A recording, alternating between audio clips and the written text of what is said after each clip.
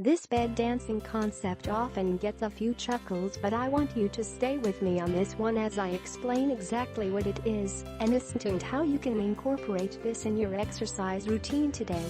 It'll begin by expressing how essential bed dancing was in my life right after I had the RNY gastric bypass bariatric weight loss surgery. Very essential.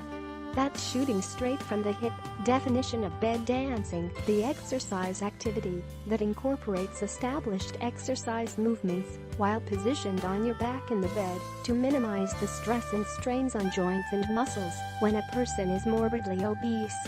This is the best Greek definition I could come up with, since I am nowhere near a Webster genius.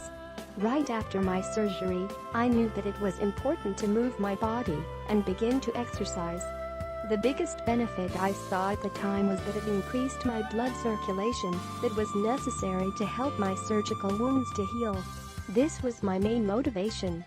And when I weighed 317 pounds, there was no way I was eager to incorporate an exercise routine because my body was so large and my arthritis so painful. I just could not bear putting such stress on my joints and muscles at that heavy weight. I had a master plan to put on my favorite high-spirited CD. Latin music makes me feel like dancing. Put on my sweats, and I went into my bedroom as I announced to the household, "Don't bother me for 1 hour. No matter what," then shut the door. As I began to dance to the tunes, oh my golly, I couldn't last more than 5 minutes. My incision hurt, my joints hurt, and I collapsed on my bed, falling deeper in disappointment that I could not see myself achieving an exercise routine. But soon, as the Latin CD kept spinning, I found myself moving to the music while I was in bed. Wow, I then thought, hey, I can dance on my back. So with legs and arms in the air flailing like a floppy fish, I discovered how someone who weighed 317 pounds could exercise, but not the traditional way, but by bed dancing. The birth of my newly found method launched me into a very successful exercise routine that I could do often without putting stress on my joints. But be cautious when you talk about bed dancing to others. They automatically begin to chuckle at what you call the standard bed activity now. Blushing yet? What you need for bed dancing: a bedroom with a bed and a bedroom door that you can shut so you can bed dance in private. Be sure to announce to the household that this is your time, and they are capable of getting along without you for at least the length of a CD.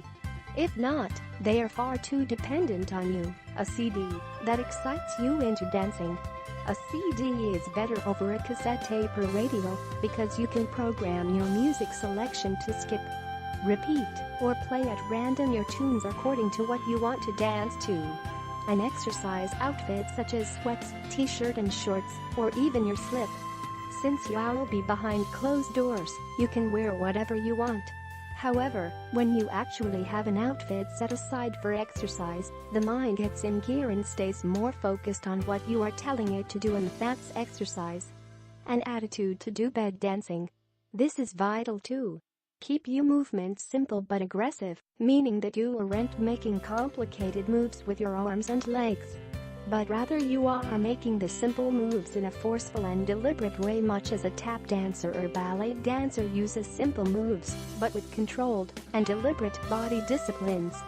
So as you can see, the equipment you need for bed dancing is minimal and low cost, since you already have most of what you need, as these things are probably already around the house. If you lack in a dancing CD, go get one. Most cities have used CD shops. And as for your exercise outfit, you can find sweats at your local thrift store. And if you like bed dancing in your unmentionables, that's okay too. Whatever works for you. Bed dancing helped me begin my serious exercise routine, which eventually morphed into exercising on my feet, and even to full-fledged real dancing again as the pounds fell off. I still bed dance occasionally to get me started. Then I'm up on my feet and going to town. Remember, however, that the journal won't do the hard work for you. The journal can help you see trends in your eating behavior, but you are going to have to reverse the bad trends on your own. So please learn these lessons well. And if you need to start your diet over, like I have done many times, start over with conviction.